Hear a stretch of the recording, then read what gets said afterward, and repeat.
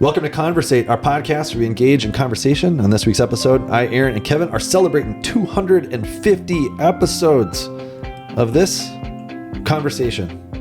And you've been along for the ride, so thanks. And today we're doing what we always do. We're digging into God's Word. We're looking at John chapter 15 today, where Jesus makes a claim about being a vine and us being branches. Well, what does that mean? How does that play out in our Christian living? Well, as always, it's our goal that you'll hear us talk about something that will inspire you to start another conversation with somebody else about Jesus. So as always, we hope you enjoy it. Facing that way. Hey, buddy. Hey, dude.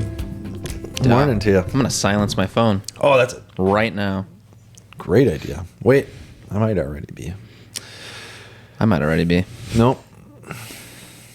Let me see. I don't need this Oh, gosh darn. junk. Can't see. I'm here to be present with my friend, not to be distracted.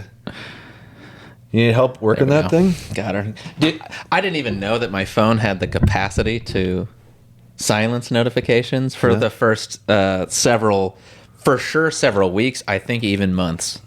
Wow. And then someone was like, oh, yeah, on my phone, I got this little thing on the side. And I was like, there's a thing on the side? I looked at mine and I said, wow, there it is. I got the same thing. God has sent you to me today to teach me the ways of technology. Well, it's the OnePlus 13. I don't even know who OnePlus. OnePlus is a phone provider. What are you talking about? Yeah, so like, there's Apple. Yeah. There's Samsung. Yeah. There's also Verizon and OnePlus. Wow. Ever heard of OnePlus? That's what your phone is? That's what my phone is. Well, that's what all the cool kids have. I hope so, and that it sticks around and they don't fold as an organization. I have to get another new phone. Yeah. That's a risk I was willing to take. I heard the government owns that one. Well, it was, I know this much about it. It's not of Chinese origin, because when I was looking at phones, there are some you can get. I forget the name of the brand, but it's like fairly popular. It's kind of rising, to the level of these other carriers that have been long-standing ones. But the online review said, based on our relationship with China, you might think about not getting that one. I have a good relationship with China. I don't have any relationship. Well, that's why mine's good. Because nationally, I do. I have a relationship nationally as a member of a body. Yeah. No. But other than that, I don't know much about China. I got close to China once. Did you? I was in Kazakhstan, just north of China. North of China, Kazakhstan. I've never been close geographically to China. I do have a friend or two from China. Me too. Yep. So that's the closest that I've ever been to China, relationally, through a friend. It's a big world. It's too big, man. It is. Well, that's just right. That's what I think. I think it's just right. That's like Goldilocks and the Three Bears. Yeah. This one's just right. That's right. Mercury, too small. Saturn, too big. Earth, just right. Exactly. That's what I think. And that's why you have a good relationship with Earth. I will say this, though. I did learn recently at a certain individual's 90th birthday that 90 years ago, the global population was only in like the 2 billion arena. Yeah. So we've quadrupled our global population in 90 years. I mean, a jump from going from 2 billion, getting to 2 billion to start with. That's pretty impressive. Yeah. That's a lot of people. Going from 2 billion to 8 billion, that's a lot more people. Yeah. In 90 years. I heard it's going down, though. I could understand that. Which is kind of interesting. Like God is in control and can manage things. Well, that's for sure. You know what else has not quadrupled, but doubled recently? The size of grocery carts. Really? Since like 1980, the size of a grocery cart has doubled. That is interesting. I'm glad it has.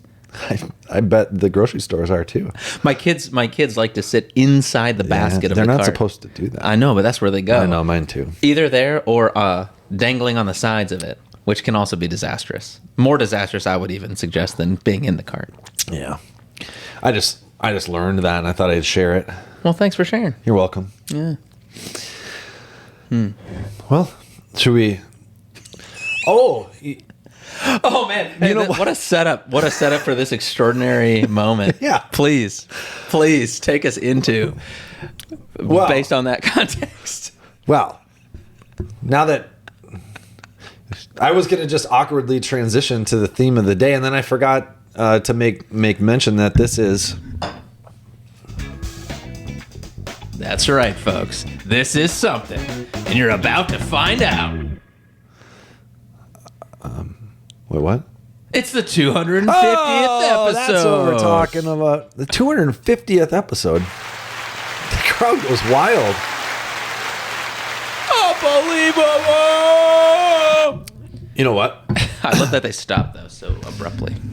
I almost stopped by the store to get us some party hats or something for this, but Yeah. I figured we can add those in post-production when we're editing. We could probably throw those in. I was just trying something. If Oh, you I were think watching that awkward I think gesture I those just did was... I think I turned that off. I was trying to make it go party mode visually. That'd But be hey, cool. man, I got everything I need to celebrate. Yeah. You. Well- And this cup of coffee. And our loyal viewers and listeners. Thank you. Thank you. I mean, really. for bearing with us. Yeah, that's precisely the direction I was going to go. Kind of incredible. Well, Here we are. 250. You made it. Or maybe it's the very first episode you're listening to and you're like, what? People have been listening to this for 250 episodes. We'll get to some content here in a moment. yeah, we generally begin by talking about nothing. Yeah. And then we get done with that, and then we try to transition to a topic for the day. Yes. Oftentimes connected to whatever was just preached about the Sunday of the week you're listening to this. Well, the Sunday of the week it was produced. Yeah. The episode. Yeah. So, should we do that? Let's do it. All right. Right on. Let's connect it Let's connect to the dots. Sunday. Yeah. I would hate for this to be separate entirely from what happens. Well, Sunday. here's what I know. Jesus. Yeah. Tell me more. And he's he's the connection. Because he's the source of life. There's Yep. no life without Jesus. He's the vine. You're getting this from somebody. From Jesus. That's right. Yeah, he did say that, didn't he? Yeah. I was actually remarking about that recently. The audacious claims of the man called Jesus of Nazareth. I mean, every other person in history who has a religious movement tied to them, Moses, Siddhartha, whatever his last name is, that's Buddhism, I think. Muhammad. These guys didn't say, I am something amazing and great and bow down and worship me. None of the other religions of the world operate that way. Certain cults do, and then those typically die out within the same lifetime of the cult leader. But every other major religion in the world always had like a prophet or someone who was pointing to a teaching and basically saying like, I'm not the master, but these teachings, they will sort of guide you towards mastery in your own life. But Jesus was very different. Right. I mean, that's crazy to... Well, I mean, this is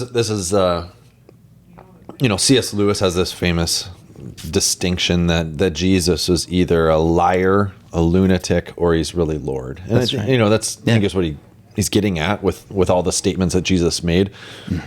A lot about his own character. He's either a liar, which if he's a liar, then you don't have to believe him. And generally lies, make themselves pretty well known at Yeah. some point. Yeah, the truth comes out. Yeah. Or he's a lunatic. For instance, he said things like, I existed prior to Abraham, who lived thousands of years before Jesus. That's a crazy thing to say. Yeah, he also said, whoever, eats my flesh and drinks my blood, abides in me. Also So- a very crazy thing to say. So there's plenty of stuff that he said, right? But yeah, those big, bold claims, then also the ones that we kind of look at and go, that's kind of seems like a weird claim, Yeah. Uh-huh.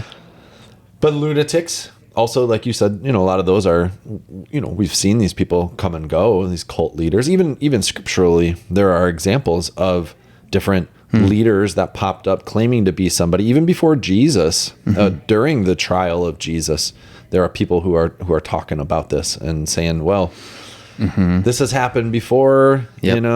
and the guy died out and his following died out. So Right. I don't know. How much do we really need to worry about this particular fella if he's not all of these audacious claims he's making? It's just going to piddle out. Right. Yeah. So C.S. Lewis will say he's either a liar, a lunatic, or he's actually Lord, which means he is who he claims to be. He's the one who has all authority, all power in his name.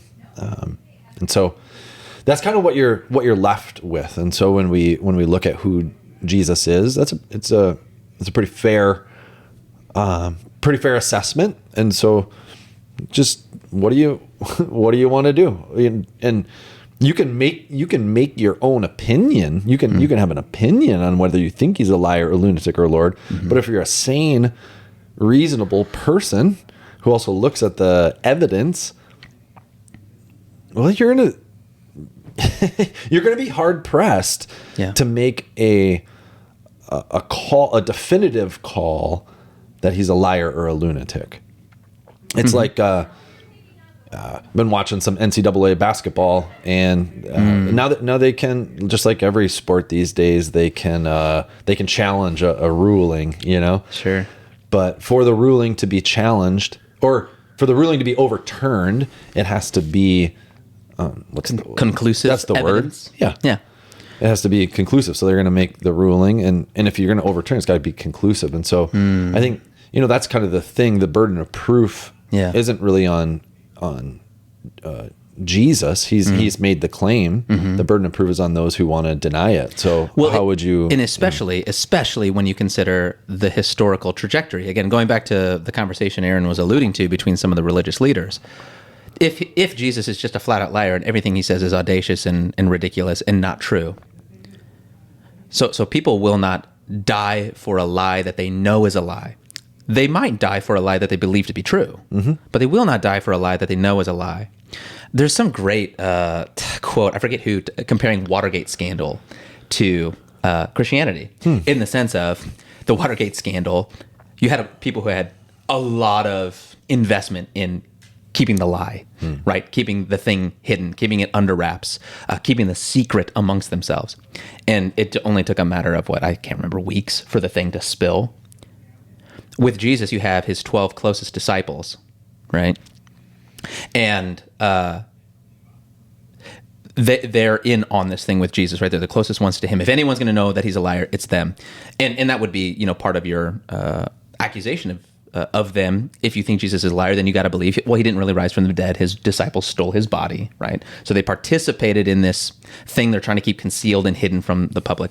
And the guy's point was, the Watergate scandal, and these people couldn't hold it for a couple weeks with very little outside pressure coming in on them. The disciples of Jesus never once revoked the things that Jesus said, the claims that he made, and they actually died for it and were tortured for it. So people will endure that for a lie they believe to be truth, but not for a lie that they know is a lie. And if anyone was going to be able to make this claim about Jesus being a liar, it'd be the disciples. Mm-hmm. So there you're hard pressed that way. And then the other historical piece would be especially when the leader is gone. It's like, right. Yeah.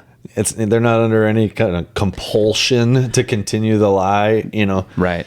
I mean, you could see if he's some master abuser or something that's got them under some kind of control. Very charismatic somebody, like many cult leaders are, who kind of have people under their spell. But he dies, and the movement, it doesn't diminish, it actually grows. Yeah. And that's the other piece, is Jesus was just some crazy guy. Well, I mean, you're hard pressed to imagine who would really stick around with a crazy guy anyway. But to be able to extend that invitation again when he's gone, when he's dead and gone, it doesn't make sense that Christianity would rise to become the largest religion in the world today unless it's true. And so, again, like you're saying, the burden of proof is less on Jesus, but is on the skeptic as you look at how things actually played out. Mm-hmm. Is that you're in a very difficult position to consider him to be a liar or a lunatic. You can still go that way. Mm-hmm. But there would be a kind of a hovering question, which is basically have you really investigated the evidence? Mm-hmm. Have you really searched the scriptures even? Have you heard from Jesus? Mm-hmm. Or are you basing that belief about Jesus on something you heard on YouTube or TikTok or from other friends or family members even. Yeah. So we got to this conversation because of a claim of Jesus. That's right. In John chapter 15, where he says, I am the true vine. My Father is the vine dresser. He goes on to say, I'm the vine. You, he's talking to his disciples, are the branches. Abide in me and you'll bear much fruit, and so prove to be my disciples. So there's this biblical image of a vineyard that Jesus is creating. He has previously already in this moment, he's with the disciples in the upper room in Jerusalem celebrating the Passover. He's saying these words on the night that he's betrayed and about to be arrested. And he's already given them this new commandment to love one another. Love one another as I have loved you. You also ought to love one another. So these words in John 15 and in 14 and in 16, they're kind of these parting words of Jesus to his disciples, words of preparation, getting them ready for what's to come. And he's given them lots of words of encouragement, lots of strengthening, promising that he'll send the Holy Spirit upon them, that they'll be filled with peace, and then he just enters into this motif, this image of a vine and branches. And I think it's really the only image that he's using in here. He does give other promises and other encouragement, but this is kind of like one big teaching of Jesus. I'm the vine, you are the branches. And there's a lot here. There's a lot in this image. A lot about the relationship between Jesus, or between the Son and the Father, in that divine majesty, but also in this teaching of Jesus, he's talking about the Holy Spirit. It's all very like Trinitarian teaching that Jesus is getting after. So if you want to learn about some of why we believe that God is Trinity, you can get a lot of that in John 14 through 17.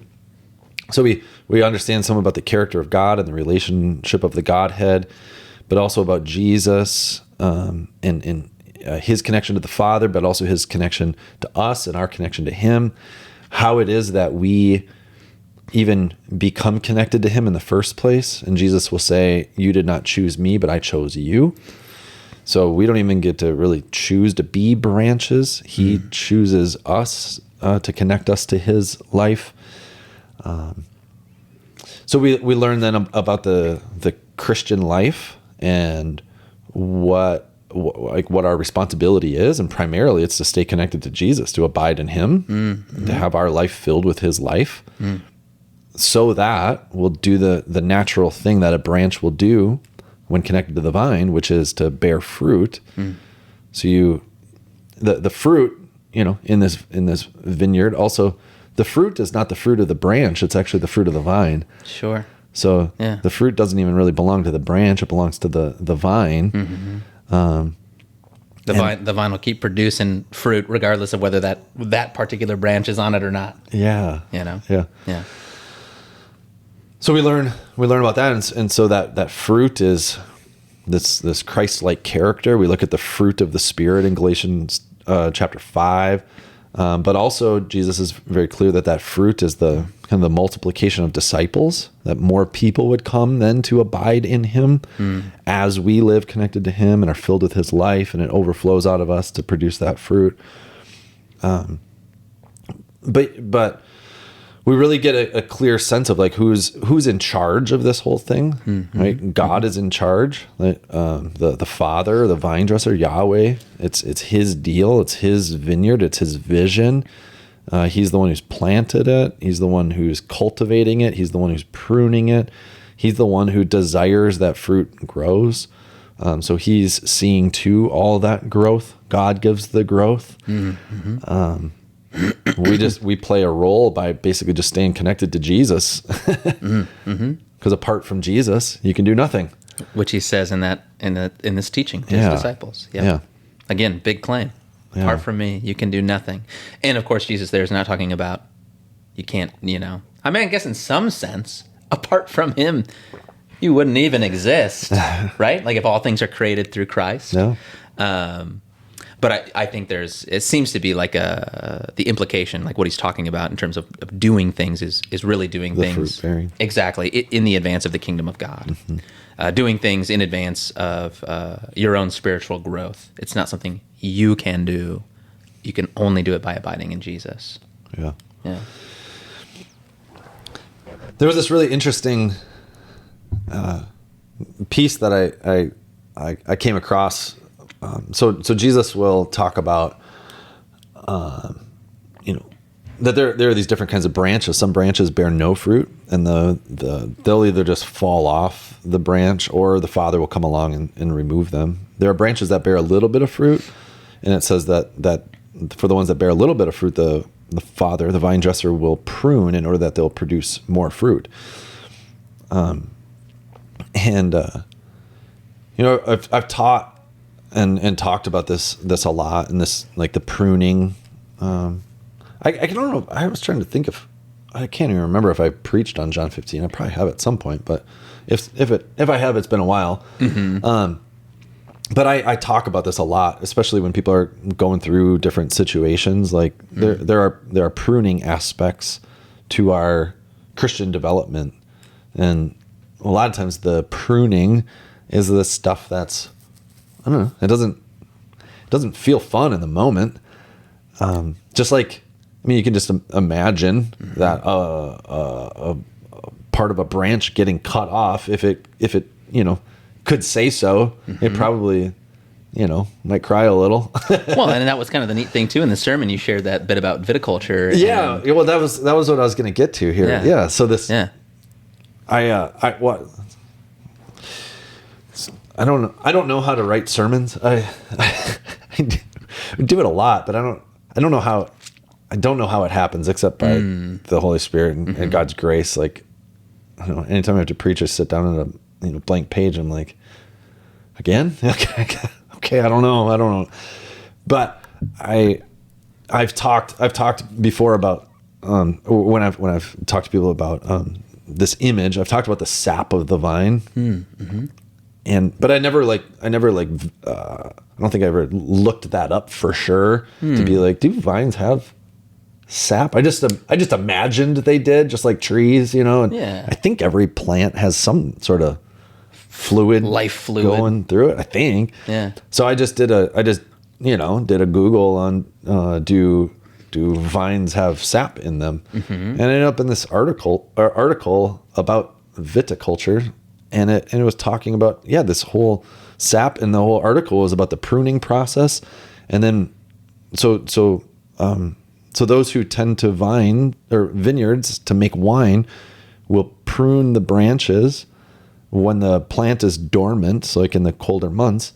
And then there are these fresh cuts. And then as the soil warms up, the sap starts pumping up through the roots, through the vine, out the branches, and then through these fresh cuts. And that's how the vine dresser basically knows that things are warming up, and that it's coming. And that process of that fluid being pumped through in wine culture is called either bleeding or weeping. And it just kind of depends on which viticulturist you're talking to, but they'll use those things, bleeding and weeping. And I was like, man, yeah, I mean, that's like what the pruning process is like for us in our Christian growth, a lot of bleeding, a lot of weeping,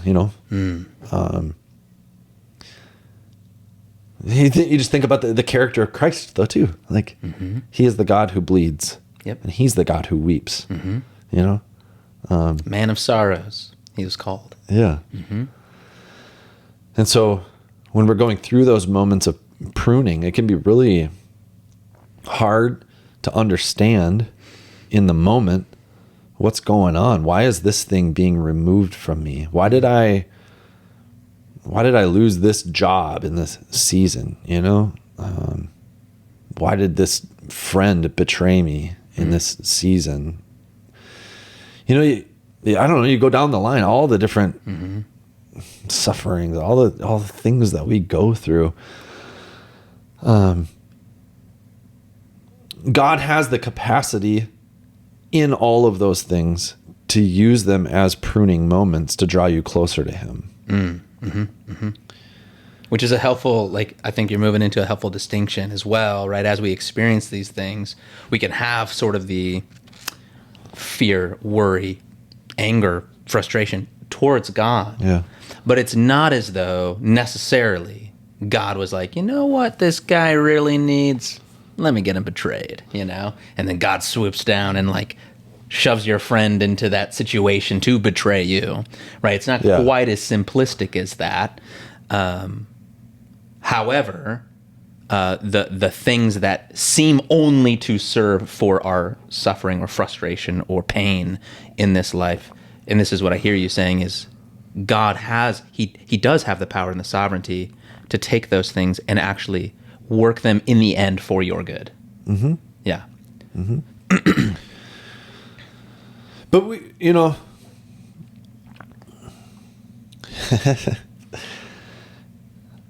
it's not so simplistic as you said that God's going to, arrange all those pieces to make those things happen. But we also need to be careful to not make it seem as though God is just far removed from the activity of this world. Absolutely. So God does have the capacity to intervene and do things and make things happen. Yep. And he does do that as well. So we just don't, it doesn't really matter when it comes to us and our experience, because Jesus is very clear. It's not up to us to understand totally what the vine dresser's up to. It's his vineyard. We're part of it. Yeah. His goal is for much fruit to be produced, and he knows in his ultimate sovereignty that certain branches or pieces of branches or leaves need to be trimmed and removed for the right amount of growth to happen at the right amount of time. And I just and so we just need to give God that power and authority, also understand our place and be okay with that. Well, and that's what I was just going to say. Like, it's less important for us to know the inner workings of God's mind, and part of it being less important is the sheer reality that we won't. Yeah. We won't enter into the mind of God in all of its depth and all of its wisdom in these kinds of things. What's more important, and you drove this through in your sermon as well, is because our experience of this, it can send you on a trajectory of growth and deepening as a person in Christ, in faith, even for more fruit. These experiences can also send you on a trajectory of destruction and disintegration and frustration and bitterness. But so we don't need to, nor will we get to know the mind of God. But what's so critical is that we understand the heart of God. Yeah. And you drove that through as you kept calling God the Father, the careful vine dresser, the thoughtful, the loving, kind of it's this image of, it's to put it at least personally for me, it's not me going out in your garden, because I don't got a green thumb, dude, and I'm not a huge garden guy. It doesn't get my jollies going, and so I'm like, if I'm in a garden, whatever, I don't care. That's not God. That's not God. And it's so critical. Like, when you're in those moments of suffering, it can be so easy to misjudge the character of God and think, why didn't you? But so what's so critical is for us to know the heart of God in those moments. I'm not a great gardener either. My wife does more of that. But we generally have a garden, and I just think of tomatoes. I don't know enough, but when we first started gardening, we would have these tomato plants, and we would just let them go, and they'd get real big, and more branches would grow, and we would get excited, like, holy smokes, like, we're gonna have tomato tons harvest of fruit. And sometimes there wouldn't be that much fruit because we weren't pruning them. And so I wouldn't say that we've got this perfected by any means, but we've started like trying to learn how to prune the branches and which ones, and to notice, like, these ones are crowding these ones, and I thought you muted that thing. All of the notifications except for that one. Okay. But I just think about that though too, like just me, average Joe, trying to, have a little fun tomato plant in the backyard, looking at that going, still there's hesitancy of like, ooh, all right, do I want to, I'm not just like going, I'm not like taking my weed whacker to it and like, just, buzzing stuff off. It's pretty careful, and those branches are fragile, and I don't want to mess up the whole harvest. And so you're tending to it in a certain, so there's like, even in that little realm, it's like, yeah, I have some care for this plant because I want there to be a good crop of tomatoes, And that's like, at the end of the day, right? The heart of the gardener, the caring, loving gardener, the ones who's actually thoughtful about their plants, is whatever they're doing it for the good of the plant that they're dealing with, right? For the good of its growth and fruit. And mostly that one. But without good growth, there's not good fruit. Mm-hmm. So they want good growth, right? Jesus wants you to grow. He wants your life to be filled with his life, but not just so that you can be a bare branch, but so that your branch can be full of harvest fruit, which is more people knowing and abiding in him and having their life filled with his joy and life. And also the Christ-like character of, the character of Christ. Absolutely. To experience that in your own life. Yeah. Right? So it seems counterintuitive, right? The pruning. I'm bleeding. I'm weeping. This hurts. This is suffering. And it seems counterintuitive that would actually lead to, Jesus in John 15 specifically speaks of joy, right? That's one of the fruits of the Spirit. We get the whole list in Galatians, but it's like, do you want joy in your life? Yes, of course. People are going to say, do you want peace? Yes. And that's the counterintuitive thing, is like, to actually have those things, it's not going to be just a linear process of kind of like going from good, better, great, everything's awesome. No, like there's you're going to get nipped and clipped and wounded in the process, and not always just by like circumstance, like outside things coming in and someone out there coming in and doing a bad thing to you. Like part of the pruning process, I would contend, is as we dive deeper into this relationship with Jesus and in interacting with his word, it's going to start exposing parts of us that we'd really rather not see. Yeah. That hurts. Yeah. I have an idea about who I am, and that idea for myself, I like to kind of case in the most positive terms. But this would be like in our late service liturgy, we always hear from 1 John that says, if we say we have no sin, which would be like saying, if I tell myself only the most positive and bright and cheery things about myself, I only tell myself those things. John says we deceive ourselves, right? So that's like, there's going to be circumstantial suffering that you go through that God can use and prune into things that actually grow you. But part of the growth is also going to be again, it's a weird, seemingly counterintuitive process of your deepening relationship with Jesus will also by necessity, it's going to have some painful pieces to it, because you're going to be exposed to parts of yourself you never saw without the aid of the Holy Spirit. Mm-hmm. I think some of the pruning is, I think, in the image, the pruning seems like it's stuff that's cut off, but I think it's fair to also say that some of this pruning is, aligning us even more deeply into God's, will and his way. And so it might even be like starting doing things in your life that's going to help that abiding to be better. And some of those things might not necessarily be the most, might not be the most fun to do initially. Yeah, they seem counterintuitive again. It's like, how could this lead to some great experience of joy by sitting in silence for 10 minutes? Right. Or, We believe that going to worship with a community in the flesh on a weekly basis is a good thing to do. That's not the full extent of your Christian experience, but it's a good thing to do, and you should do it. And that's why we do it. And so that should be part of the deal. But for some people, that's not part of their regular routine. And so to figure out how to do that and set the alarm and get the kids up and boom, boom, boom, and get there, that can be kind of a laborious thing to do, maybe. But hopefully, in the end, you will find that actually fills your life with great life and great joy and connection to other branches and fruit bearing. And you'll recognize, oh, wow, I really am part of this vine. I'm not some branch off here by myself trying to find a connection to Jesus and bear a little bit of fruit. No, when I'm over there, I'm actually trying to do a lot on my own. I actually need connection. And so the community helps remind anyway. And I think that does actually fit inside the metaphor. The idea would be, in that case, like what's getting cut off.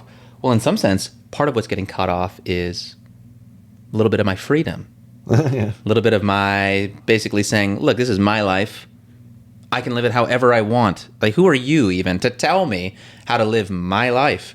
But let's return back to C.S. Lewis, right? If he's not a liar and he's not a lunatic, well, he's something that we really don't know much about because we never use this word in our country in common parlance. He's Lord. Oh, what does that mean?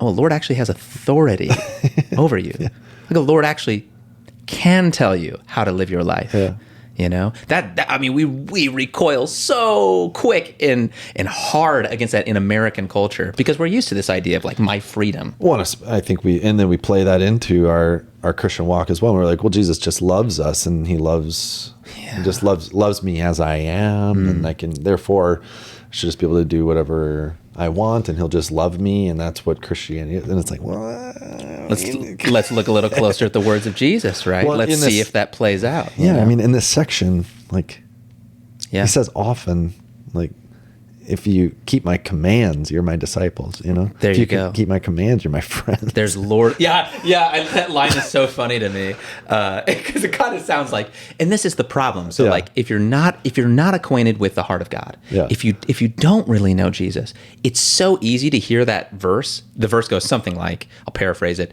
Yeah, you are my friends if you do what I command you. Well, but before that, I mean, he says, greater love has no one than this, that a man should lay down his life for his friends. Right. And we stop there and we're like, oh yeah, Jesus laid down his life for us. And then he says, and you are my friends if you do what I command you. Yeah, and like, see, if you take that verse out of context, if you take that verse and you don't know Jesus or the heart of God, you can hear it as like a 5-year-old. Because a 5-year-old would say that, like, you're my friends if you play the way I want to play. We're doing my thing, and if you're not my friend anymore. And it's so that would be such a reductionistic and simplistic and honestly kind of to go back to the lunatic and Lord thing, but kind of it'd be lunacy to think that is the spirit in which Jesus is saying that. He's actually not contextual at all. No. And what Jesus is really saying is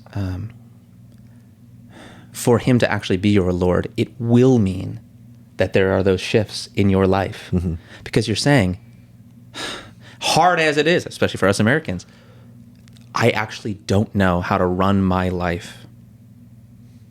I don't have the best idea for how to make my life mean something, really, be worthwhile, be significant. I have lots of ideas of how I can do that, and maybe I'll go chasing those things, but a lot of people already have chased those things, and they could tell you from their experience it didn't lead them to the peace, the joy, the fruit that we're talking about, And so there is going to be I think that's a great pruning for us in our culture. Like a big part of the pruning is simply going to be, how often am I kind of like encountering these things of God, but mostly as suggestions that I can kind of leave on the table and be like, maybe some other day, some other time. Like that's not really the dynamic of following Jesus. I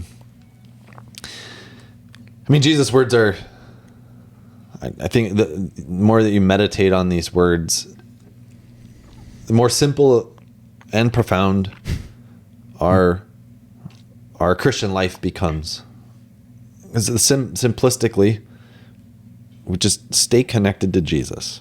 Let his word have its way with you. Understand you are nothing without him. That's fine. That's good to say. But connected to him, you have full joy, full life, now and forever. And thought you had those silence. I was. He didn't make any noise. So you have everything that you need, and when you stay there, fruit production will take place. There is in here some responsibility, some obedience, necessary, some intentionality for the fruit bearing to take place. But at the end of the day, you have no control over that growth. You can't force it. It is a natural byproduct of Jesus' life at work in your life under the careful caretaking of the Father, and he will see to that growth. So stay connected to the vine. Let Jesus work in your life. Let that be your first priority. Let him be your first love, and watch and see what he will do. So That's a good word. yeah, let's leave it there. We're cresting the 40-minute mark, and people start hanging up when we do that. Oh man, right, the good part. Even at 250 episodes, they're like, no, we're done. Word of advice: just skip the first 15 minutes on your next one. Yeah, that's why we don't put chapter numbers or anything. We don't want people to know where the good stuff starts. No, I reason the first 15 was good. Hey, sure. All right. No, that's a good word, man. It's a audacious word of Jesus, and we've got some more good audacious words of Jesus to hit us the rest of this week and coming up. Yeah. All right. Peace, buddy. Peace, brother.